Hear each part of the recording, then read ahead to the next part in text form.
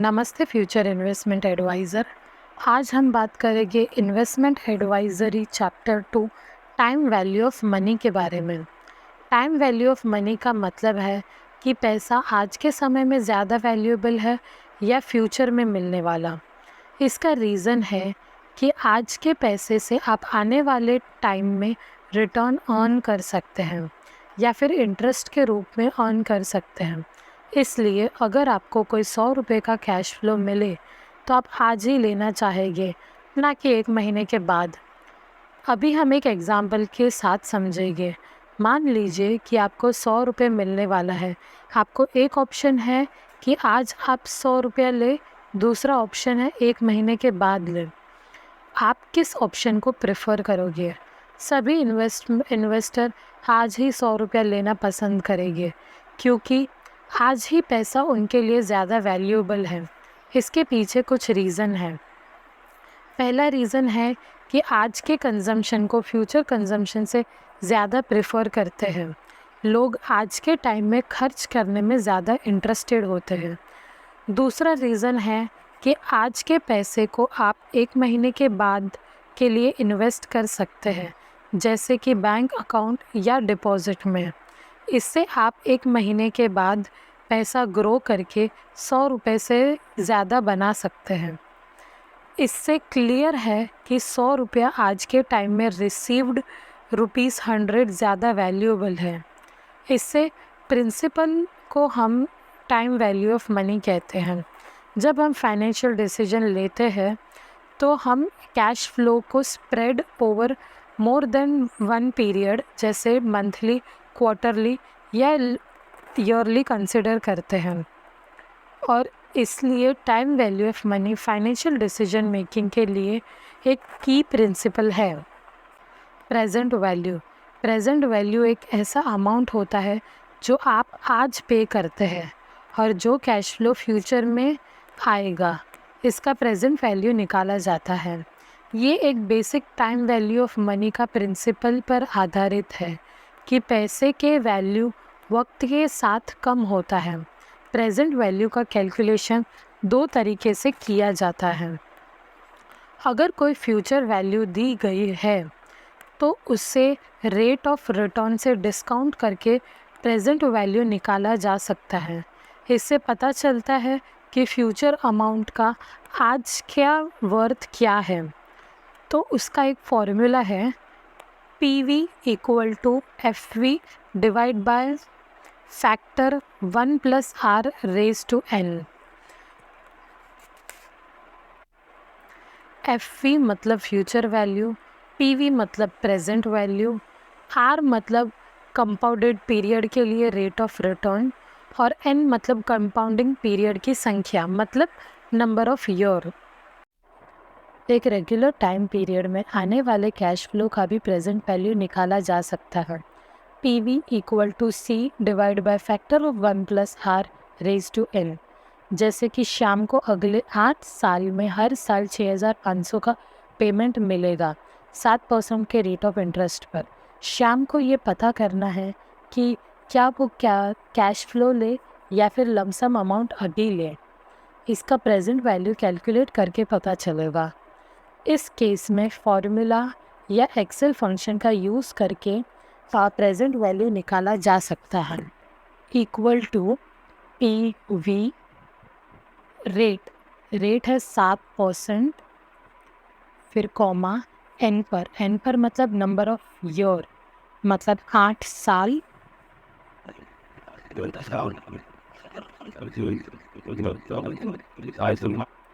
Comma PMT minus 6,500 bracket close.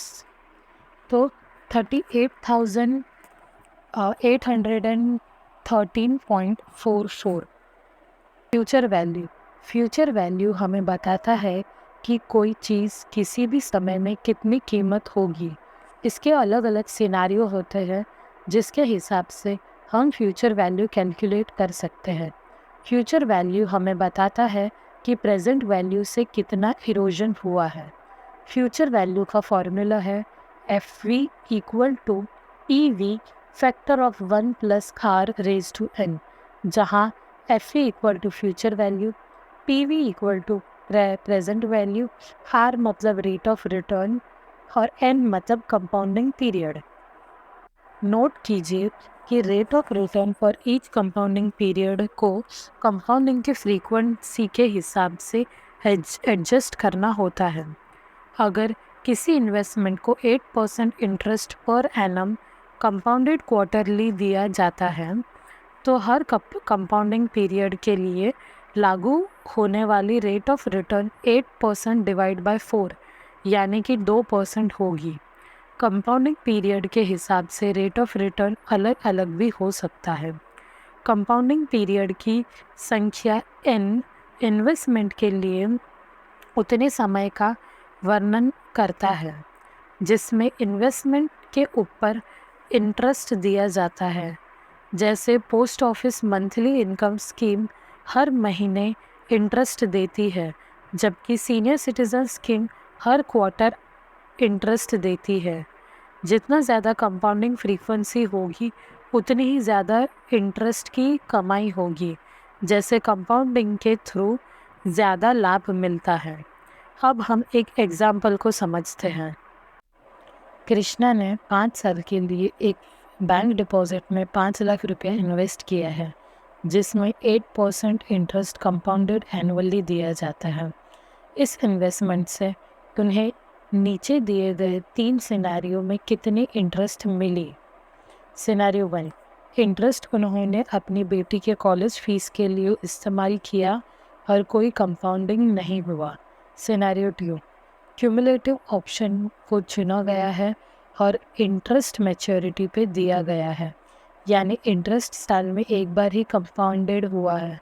Scenario 3, interest quarterly compounded हुआ और cumulative option चुना गया है। सिनेरियो 1 के लिए इंटरेस्ट इनकम ऑन है 5 लाख रुपये इंटू 8% इंटू 5 तो होता है 2 लाख रुपये। इसमें कोई कंपाउंडिंग बेनिफिट नहीं है क्योंकि इंटरेस्ट निकाला जाता है और री इन्वेस्ट नहीं किया जाता है। इससे हम सिंपल इंटरेस्ट भी कहते हैं। सिनेरियो 2 के लिए मैच्योरिटी वैल्यू होगा 5 लाख रुपये into factor of 1 + 8% raise to 5 तो होता है 7,34,664। 5 साल में इतने इंटरेस्ट मिले तो 7,34,664 माइनस 5 लाख करते हैं तो 2,34,664 इंटरेस्ट इनकम मिली। इंटरेस्ट इनकम इज़ हायर क्योंकि हर साल की कमाई से री इन्वेस्ट हुई है और इंटरेस्ट भी कमाएगा। ये कंपाउंडिंग बेनिफिट है। सिनेरियो 3 पर बात करेंगे जिसमें हमारा इंटरेस्ट क्वार्टरली कंपाउंडिंग होगा। इसका मतलब है कि 5 साल के अंदर हर क्वार्टर में इंटरेस्ट पे किया जाएगा और वो इंटरेस्ट भी इन्वेस्टमेंट के साथ जोड़ दिया जाएगा। तो अगर आपने 5 लाख रुपए इन्वेस्ट किया है 8% रेट ऑफ इंटरेस्ट पर, तो आपकी मैच्योरिटी वैल्यू होगी 7,42,974। इस इन्वेस्टमेंट में आपको 2,42,974 पर इंटरेस्ट इनकम मिलेगा। इसका मतलब है कि सिनेरियो 2 के कंपैरिजन में इंटरेस्ट इनकम यहाँ ज़्यादा होगा क्योंकि इंटरेस्ट की फ्रीक्वेंसी यहाँ ज़्यादा है। अगर आप ये कैलकुलेशन एक्सेल के एफी फंक्शन के थ्रू भी कर सकते हैं। इसके लिए आपको interest rate, total period, payment mode each period और पेमेंट टाइप इनपुट करना होगा, जिसमें 5,000 का इन्वेस्टमेंट 8% रेट ऑफ इंटरेस्ट 5 साल के लिए आपको 7,346.64 हो जाएगा। इसके लिए आप एफी फंक्शन का उपयोग कर सकते हो। रेट ऑफ रिटर्न, जब हम किसी भी इन्वेस्टमेंट के बारे में सोचते हैं तो सबसे पहले हम अपने पैसे की ग्रोथ की सोची जाती है और इस ग्रोथ को परसेंटेज में जाना जाता है, जिसको हम रेट ऑफ रिटर्न कहते हैं। रेट ऑफ रिटर्न के माध्यम से हम अपने पैसे के ग्रोथ को कंपेयर कर सकते हैं और सही डिसीजन ले सकते हैं। फाइनेंशियल मार्केट में हमेशा टाइम वैल्यू ऑफ मनी के ध्यान रखा जाता है। इसका मतलब है कि अगर कोई इन्वेस्टमेंट हमें कैश फ्लो प्रोवाइड करता है तो हम उस कैश को पॉजिटिव रिटर्न के लिए री इन्वेस्टमेंट करते हैं, और अगर कोई इन्वेस्टमेंट इंटरमीडिएट कैश फ्लो नहीं देता है तो हम उसे एनुअल रेट से अज़म कर लेते हैं और इसकी ग्रोथ को हर साल कंपाउंडेड इंटरेस्ट के द्वारा कैलकुलेट करते हैं। इन्वेस्टमेंट के अंडरलाइन कंपाउंडेड इंटरेस्ट रेट को compounded annual growth rate CAGR कहते हैं। अगर आप एक इन्वेस्टमेंट के बिगिनिंग और एंड वैल्यू के बीच की ग्रोथ का CAGR कैलकुलेट करना चाहते हैं तो उसके लिए एक फार्मूला होता है CAGR equal to end value divide by beginning value raise to factor of 1 divide by n-1। इस फॉर्मूला से CAGR निकालने के बाद उसे 100 से मल्टीप्लाई करते हैं ताकि वो परसेंटेज में एक्सप्रेस हो सके। अगर हम इस एग्जाम्पल के थ्रू समझें तो अगर हमारे पास 100 रुपये इन्वेस्टमेंट है जिसको 2 साल में 120 रुपीज़ तक ग्रो करना है तो इसका CAGR कैसे कैलकुलेट करें। इस प्रॉब्लम को सॉल्व करने के लिए हम CAGR फार्मूला को यूज़ करेंगे। CAGR equal to end value divide by beginning value raise to 1 - n divide -1। तो हमारा बिगिनिंग वैल्यू है 100 रुपीज़ और एंड वैल्यू है 120 रुपीज़। हमें इस इन्वेस्टमेंट के ग्रोथ को 2 साल के लिए कैलकुलेट करना है और इस फॉर्मूला को हम रीअरेंज करके CAGR सॉल्व करते हैं। तो CAGR equal to 120 divide by 100 raise to 1 divide by 2 - 5। तो इस इन्वेस्टमेंट का CAGR है 9.5%। इस तरह से CAGR फाइनेंशियल मार्केट में रिटर्न ऑन इन्वेस्टमेंट का स्टैंडर्ड मेजर है। एग्जैक्ट अगर हम 1 साल से कम के पीरियड का रिटर्न को कैलकुलेट करना है, अगर हम एक म्यूचुअल फंड इन्वेस्टमेंट का CAGR कैलकुलेट करना चाहते हैं जिसमें ₹10.50 को 3 साल के बाद 12.25 में रिडीम किया जाए तो CAGR कैसे कैलकुलेट करें। इस प्रॉब्लम को सॉल्व करने के लिए हम CAGR का फॉर्मूला यूज़ करेंगे। CAGR equal to 12.25 divide by 10.5 raise to 1 divide by 3 - 1 तो होता है 5.27%। ऐसे ही अगर एक इन्वेस्टर ने म्यूचुअल फंड यूनिट को 11 पर NAV में परचेस किया है और 440 डेज़ के बाद उसे 13.50 में रिडीम किया है तो उसका कंपाउंडेड रेट ऑफ रिटर्न क्या होगा। इस प्रॉब्लम को सॉल्व करने के लिए हम पीरियड को ईयर में कन्वर्ट करेंगे तो 440 डिवाइड बाय 365 ईयर। तो CAGR equal to 13.5 divide by 11 raise to 365 divide by 450 -1 तो आंसर आता है 18.7%। इसका मतलब है कि आपकी इन्वेस्टमेंट का कंपाउंडेड एनुअल ग्रोथ रेट है 18.7%। तो स्टूडेंट ये था CAGR और उसका यूज़ कैलकुलेट करने के लिए। CAGR आपको एक इन्वेस्टमेंट रिटर्न को कंपेयर करना और अपनी इन्वेस्टमेंट परफॉर्मेंस को ट्रैक करने में हेल्प करता है। पीरियोडिक इन्वेस्टमेंट और पेआउट्स। अब हम बात करेंगे कि पीरियोडिक इन्वेस्टमेंट या पेआउट के बारे में।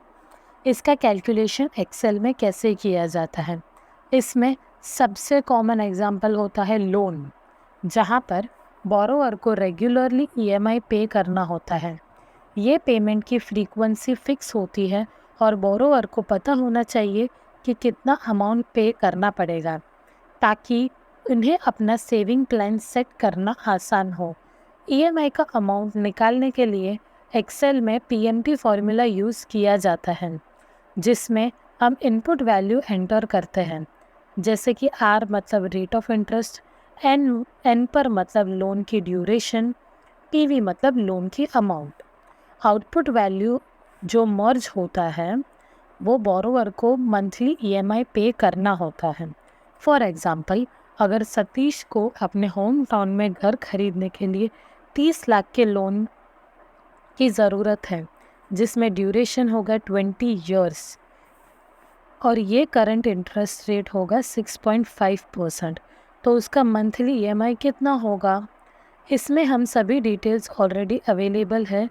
सिर्फ एक चीज़ ध्यान रखना है कि रेट ऑफ रिटर्न को 12 से डिवाइड करना होगा, क्योंकि मंथली बेसिस पर पे करना होता है और पेमेंट पीरियड को भी मंथली है, तो ड्यूरेशन होगी 240 मंथ। तो पीएमटी फॉर्मूला में वैल्यू एंटर करते हैं, जैसे कि equal to PMT bracket open, rate of return है 6.5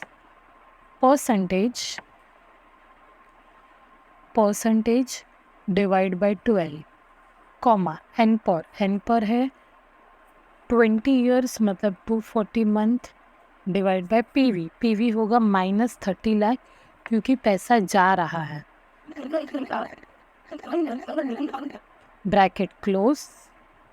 तो आंसर है 22,367.19। इसका मतलब है कि सतीश को मंथली 22,367 पे करना होगा। इस कैलकुलेशन से बोरोवर को पता चल जाता है कि वो अमाउंट अफोर्ड कर सकता है या नहीं। और भी कई इंटरेस्ट रेट चेंज के इम्पैक्ट को भी देख सकते हैं। फॉर एग्ज़ाम्पल, अगर इंटरेस्ट 6.5% हो जाता है 20 ईयर्स के लिए, तो ईएमआई कितना होगा?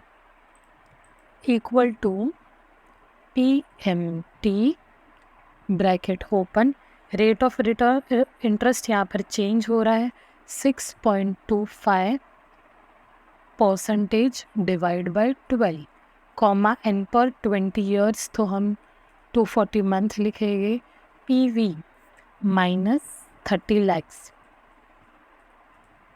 Bracket close, enter. तो यहाँ पर ईएमआई चेंज हो जाएगा, वो है 21,927 रुपीज़। लोन के ड्यूरेशन के पीरियड में कोई भी चेंज हो तो ऐसे ही कैलकुलेशन से पता चल जाएगा। Period of the loan N पर। अब हम बात करेंगे एन पर के बारे में, जो एक एक्सेल फंक्शन में हमें बताता है कि एक लोन को किस समय में कितनी देर में पूरा कर सकते हैं। इसमें हमें कुछ डिटेल्स की ज़रूरत होती है। पहला है आर मतलब रेट ऑफ इंटरेस्ट। अगर हम मंथली है तो उसको 12 से डिवाइड करना होगा। दूसरा है पीएमटी, यानी हमारे द्वारा एक फ़िक्स अमाउंट रीपेमेंट जो हर महीने किया जाता है, इसको हम ईएमआई भी कह सकते हैं। तीसरा है पीवी, जिसका मतलब है कितना पैसा लोन के लिए प्रेजेंट में दिया गया है, मतलब लोन अमाउंट। सोचिए, अगर आपको पता करना है कि 5 लाख के लोन को 12,000 की ईएमआई के साथ आप कितने समय में पूरा कर सकते हैं, जिसका इंटरेस्ट है 8%, तो आपको एन पर की मदद लेनी होगी। इस केस में क्योंकि मंथली रीपेमेंट है तो इंटरेस्ट को हम 12 से डिवाइड करना होगा।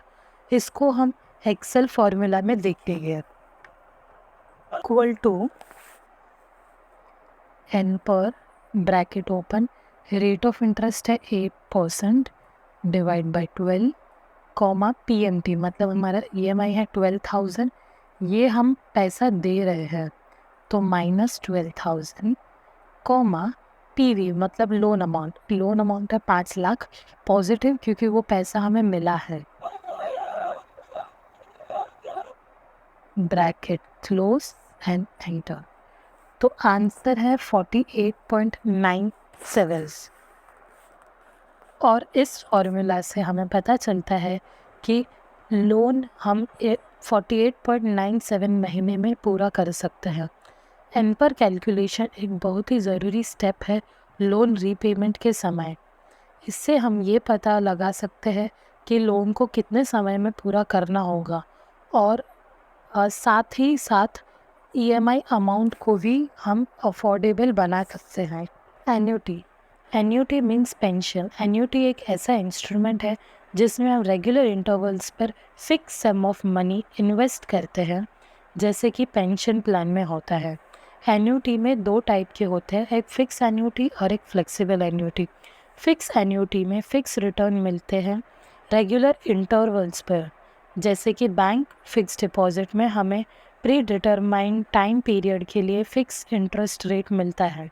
अगर आपने 5 साल के लिए 5.5% इंटरेस्ट रेट वाला फिक्स डिपॉजिट किया है तो 5 साल के बाद आपको फिक्स अमाउंट मिल जाएगा। फ्लेक्सिबल एन्युटी में रिटर्न्स बेंचमार्क्ड होते हैं इन्फ्लेशन इंडेक्स या किसी और स्पेसिफाइड रिटर्न्स के साथ। इसमें फिक्स अमाउंट ऑफ मनी नहीं मिलता है, बल्कि बेंचमार्क के हिसाब से अमाउंट चेंज होता रहता है। रिटायरमेंट के टाइम पर एन्युटी एक बहुत ही यूज़फुल इंस्ट्रूमेंट है जिसमें हम रेगुलर कैश फ्लो जनरेट कर सकते हैं। एन्युटी को अलग अलग नाम से भी जाना जाता है, लेकिन सबके फीचर्स सेम होता है। Ordinary annuity. ऑर्डिनरी एन्युटी के बारे में बात करने से पहले हम समझ लेते हैं कि बॉन्ड के थ्रू पेमेंट कैसे होती है। अगर आप एक बॉन्ड खरीदते हैं तो उसमें दिए गए पैसे का भुगतान हर साल बॉन्ड की मुद्दत ख़त्म होने के बाद होता है। इस तरह के भुगतान को हम ऑर्डिनरी एन्युटी कहते हैं। एक आम एन्युटी की कैलकुलेशन नॉर्मल प्रेजेंट वैल्यू की फॉर्मूला से होती है।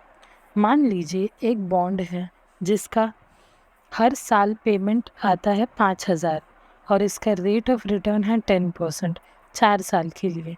इस केस में एन्युटी की प्रेजेंट वैल्यू कैलकुलेशन कैसे होगी, इसको हम एक्सेल फार्मूला में देखेंगे। Equal to present value comma rate of return है 10% कॉमा एन पर है 4 साल कॉमा पीएमटी है -5,000 ब्रैकेट क्लोज। तो इसका प्रेजेंट वैल्यू होगा 15,849.33। एन्युटी टेबल भी कैलकुलेशन के लिए यूज़ किया जा सकता है, जिसमें डिफरेंट रेट ऑफ इंटरेस्ट और टाइम पीरियड के लिए एक मल्टीपल दिया जाता है। इसमें बस एन्युटी टेबल को फिगर आउट देखकर कैलकुलेशन किया जाता है। मान लीजिए कोई इंसान है 10 साल के लिए 12,000 की एन्युटी को 5% एनुअल 5% पर एनम पे वैल्यू करना चाहता है, तो इसका नॉर्मल पीवी कैलकुलेशन का आंसर क्या होगा? तो equal to PV bracket open rate of return है 5%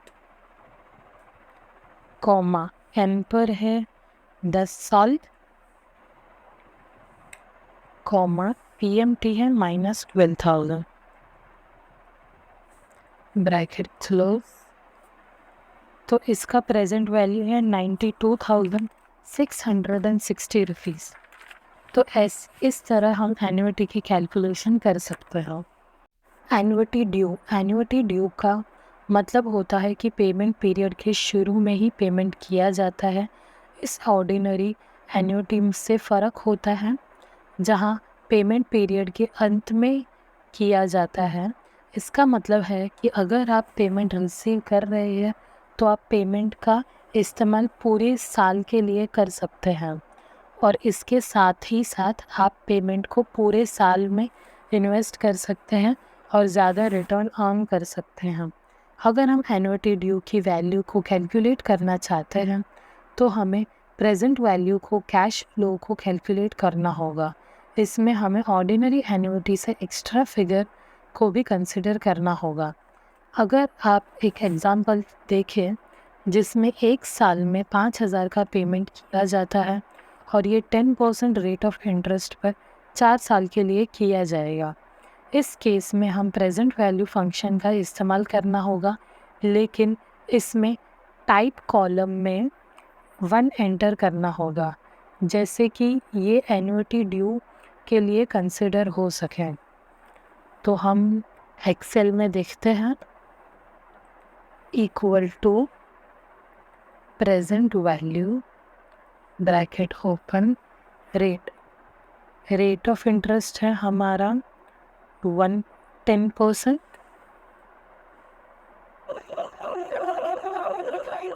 4 साल के लिए है तो 4। PMT है 8 साल 5000।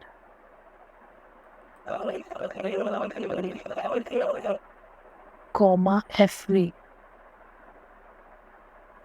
FV में तो हमें कुछ नहीं लिखना है, बट ये टाइप कॉलम है, इसमें हम 1 लिखेंगे।